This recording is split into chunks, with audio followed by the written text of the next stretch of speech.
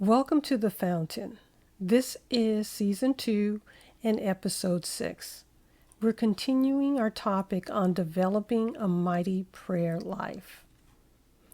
If you'd like to get notification of each new episode, please like and subscribe to our channel.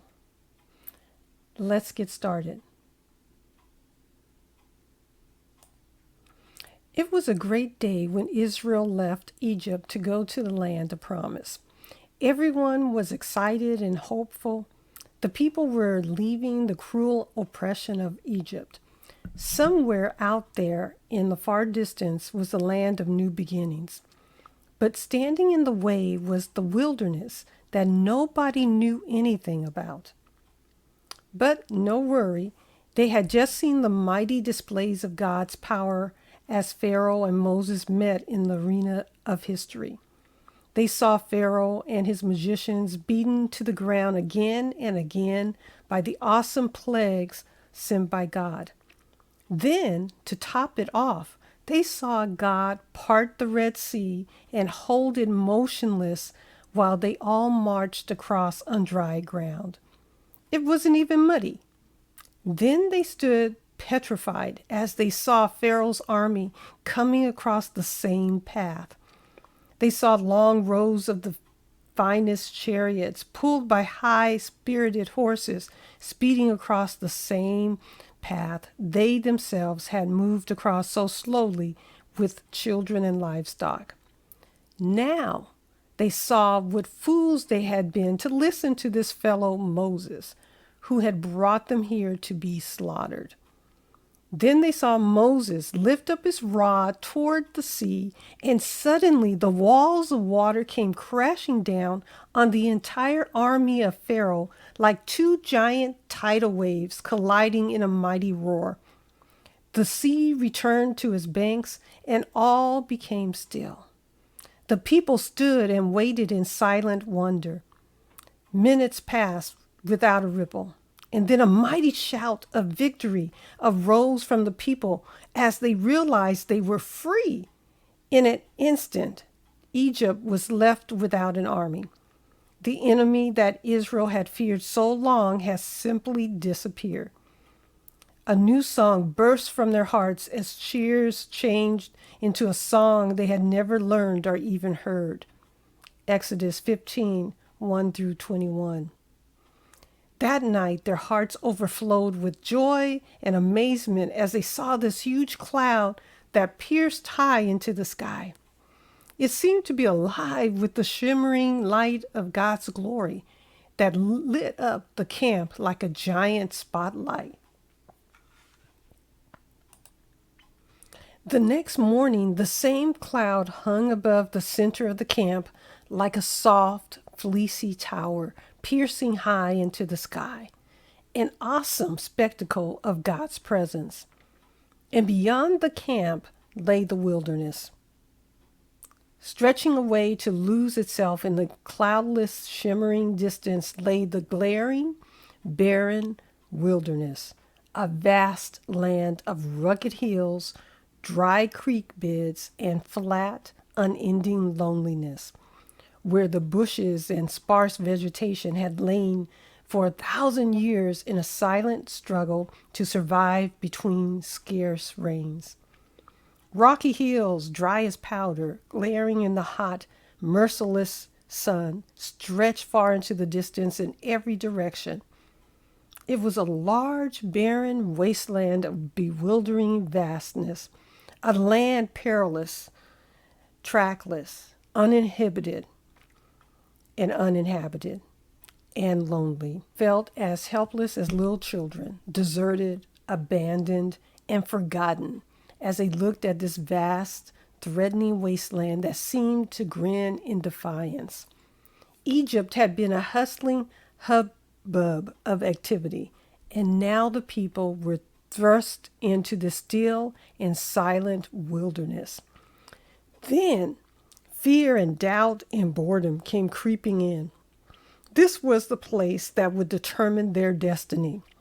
They would focus on the great displays of God's power and become steadfast and true, developing a thankful heart that would take them through all the trials that they saw laid ahead.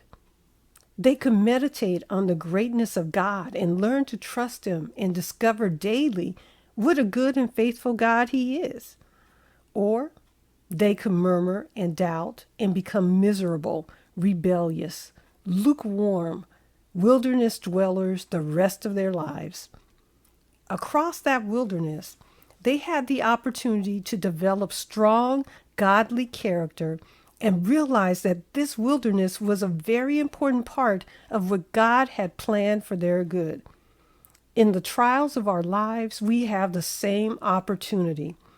God has a promised land, a land of promises for us that we can possess if we learn to trust Him in the trials and praise Him through the difficult places.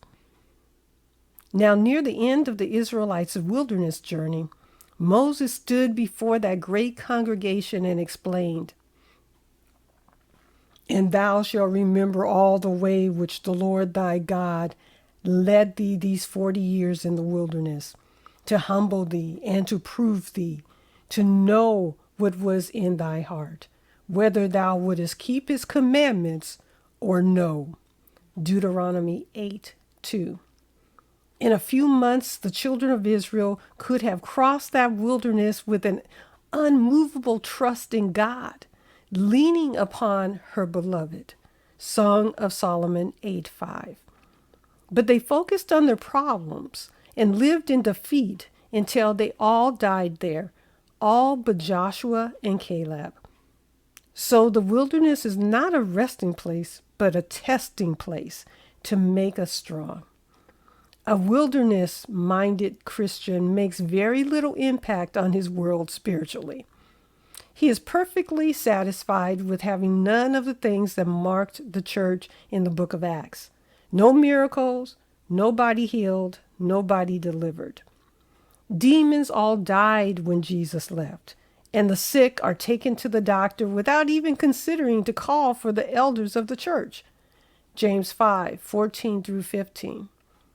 Those who need deliverance must go to a psychiatrist who has no idea what a demon is, but is an expert at dispensing pills and tranquilizers. We have become so sick that we call that normal. And we call Christians who believe in healing and deliverance religious freaks. But God has a far better land for His children. There came also a multitude out of the cities round about unto Jerusalem, bringing sick folks, and them which were vexed with unclean spirits, and they were healed every one. Acts 5:16. Get that. Multitudes came with all kinds of sickness, deformities, and mental disorders, and everyone who came was healed.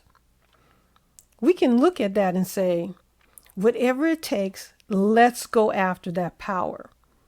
Or we can just stay in the wilderness as we harden our hearts like those Pharisees did and say, that's not happening today, and recommend a medical doctor or a psychiatrist. Of course, when we do that, then we must fight miracles and try to disprove them as the Pharisees did about the man born blind in John 9. The Pharisees investigated that miracle and tried to disprove it in every way they could. And when the healed man stood before them and boldly told them how it had happened, the synagogue. That's what would happen in many of our churches today. We can believe in healing and miracles, yet refuse to claim what is rightfully ours and let the devil kill, steal, and destroy our victory and never make any attempt to resist him. James 4:7-8. So we become a permanent resident in the wilderness of reasoning with a grasshopper mentality. Numbers 13:33. Between the promise and the provision, there is always a wilderness, a place we go through where God seems far away and unconcerned. This is where reasoning comes roaring in like a tank to let you know that this trial is different, that there's no use trusting God in this situation. After all, you have to face reality.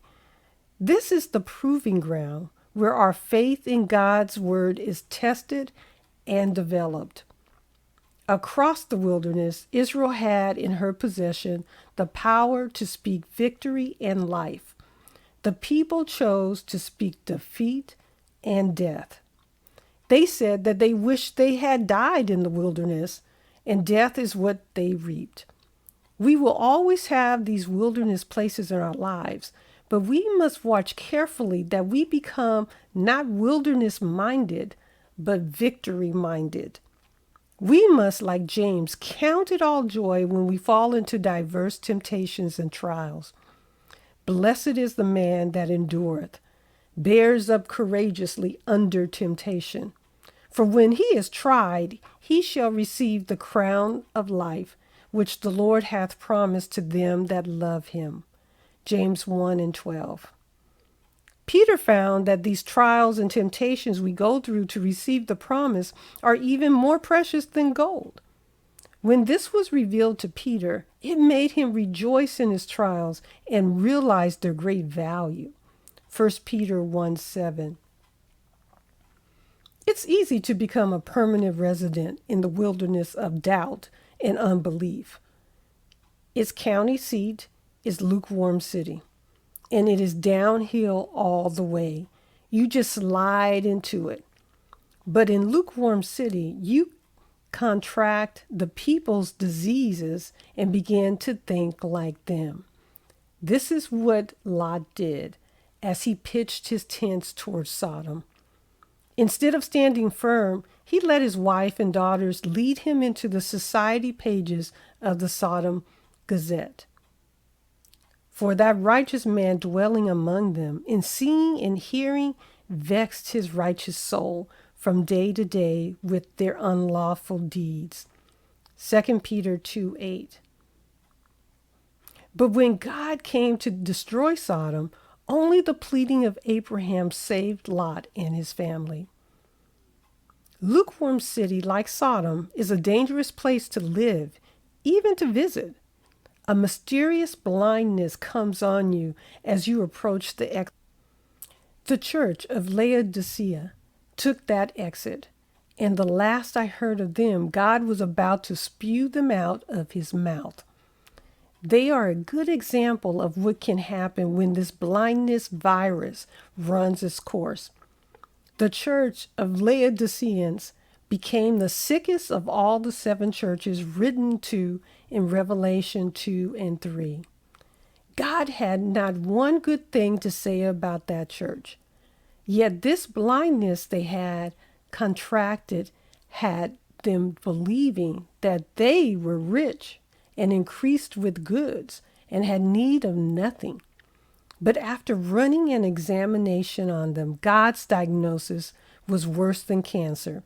They were wretched, miserable, poor, blind, and naked. The one thing that would have placed them at the top of God's most favored list,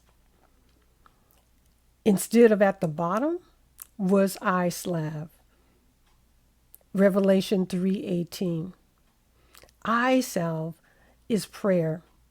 Prayer opens your eyes to your real condition and prepares you for the fire that produces pure gold. A beautiful white robe of holiness was measured for each of them. Hebrews 12:14, Matthew 22:11 through 13. But blindness kept them from having any desire for it.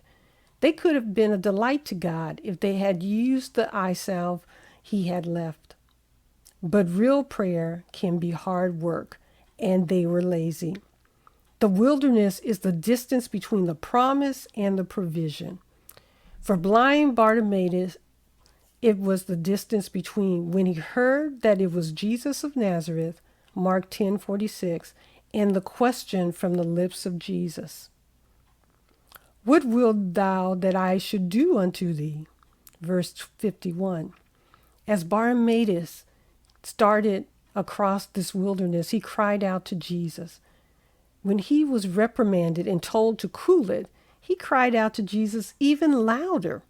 Then someone said, "Hey, Bart, he heard you. He's calling for you."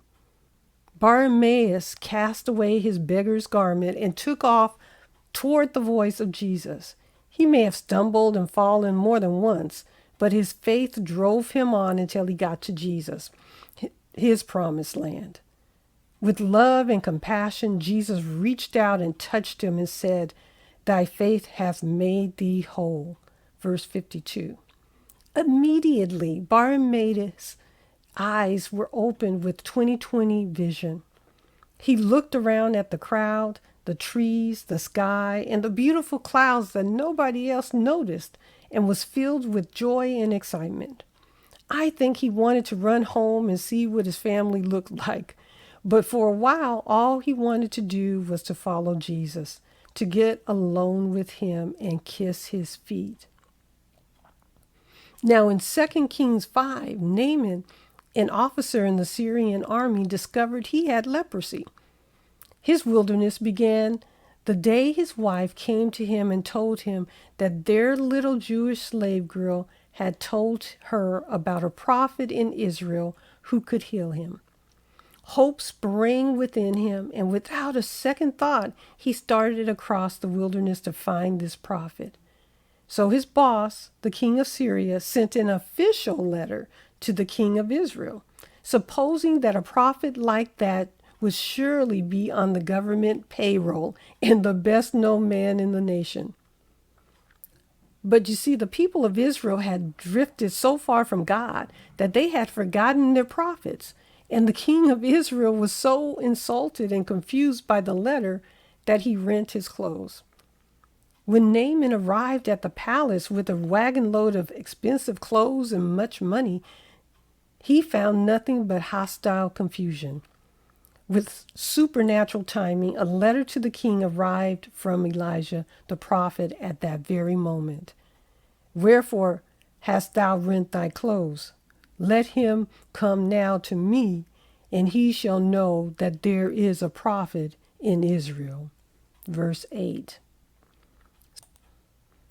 So, with anxious heart, Naaman took the entire load to Elijah's cabin. The sight of all those horses and sleek government wagons was very impressive to everyone except Elijah the prophet. The pomp and splendor of man is repulsive to God. The door to the heart of God is through humility, and proud Naaman was about to learn the value of humility. You see, Elijah refused the gifts and even refused to go out and meet Naaman. He simply sent word for Naaman to dip himself in the muddy Jordan River, not once, but 7 times. But with it was a promise. "And thy flesh shall come again to thee, and thou shalt be clean." Verse 10. Naaman had a special promise from God. Oh, glory to God. Better than money in the bank. But he refused it. Verse 11. God's promises are just as valid to us today as the day they were written. Jesus' words are as powerful today as the day he spoke them. It's up to us to press in with them and claim them. But so many times we refuse those promises, just as Naaman did. In a rage, Naaman turned and started home. Verse 12. Then his servant thought, "We've come all this distance. We have finally arrived at the prophet's house, and my master is going to go back home without even trying what he was ordered to do?" So he reasoned with Naaman to at least give it a try. Verse 13. Then I think, he added, "if you don't, you know your wife will never let you forget it. You will always wonder what might have happened if you had done what the prophet said." So, a very reluctant leper finally humbled himself and went down to the Jordan River and dipped himself. Verse 14. Now I can see the servant standing on the bank grinning and holding up a finger each time Naaman came up. Then the seventh time, as he went under, Naaman felt a strange peace in his heart that seemed to pour over his entire body, and his skin felt clean and alive. As he came up, his heart was bursting with joy. Standing in that muddy water, he could see new skin in the places where the leprosy had been eating away, and he felt humble and more humble than he had ever felt in his life. He never dreamt that humility could feel so good. He had crossed a hopeless wilderness and received the promise. Now, he could have returned home totally healed. He drove that caravan as fast as the animals could endure. As they bounced along, tears of joy came to his eyes again and again as he felt of the places that had been eaten away by leprosy. They weren't just healed, they were new. As they drove into the royal wagon yard, Naaman leaped from the wagon and started running for home. As he burst through the door with that wild, insanely happy smile, his wife looked at him and let out a scream. She knew he was healed. Like two colliding locomotives, they ran together. He picked her up and swung her wildly around as they yelled and cried and laughed. Finally, he put her down and said, "Look, honey, look." He held out his arms and waved them wildly in the air, tears streaming down his face. Through blurry eyes, she looked at those places where the leprosy had eaten hideous holes in his skin, and they were more than normal. Those places were sunburned like the rest of his body. They were brand new, clean and clear, and totally healed. Slowly, she shook her head as if to say, "I can't believe it." They stood embraced, weeping and laughing. And now the whole family came in. Then neighbors tell the house was filled with shouting people. Then Naaman stopped them all, standing in the corner. Her big brown eyes wide with excitement was the little Jewish girl who had told Naaman's wife about Elijah, the prophet. Still crying, that big, important general dropped to his knees facing her. He took her little hands and looked into her eyes, stopping again and again to cry. This was the hardest speech he had ever made. Faltering through the tears, he finally told her how much he thanked her for telling the truth and the good news about a God who was alive, a fabulous God of love and of power. He hugged and patted her a long time as he told her again and again how he loved her. By now, everyone was crying. Naaman will tell you in heaven that crossing a wilderness isn't fun while you're going through it, but it is such a delight when it's all over. And when you experience such a wilderness, you too will always say it was worth the trip.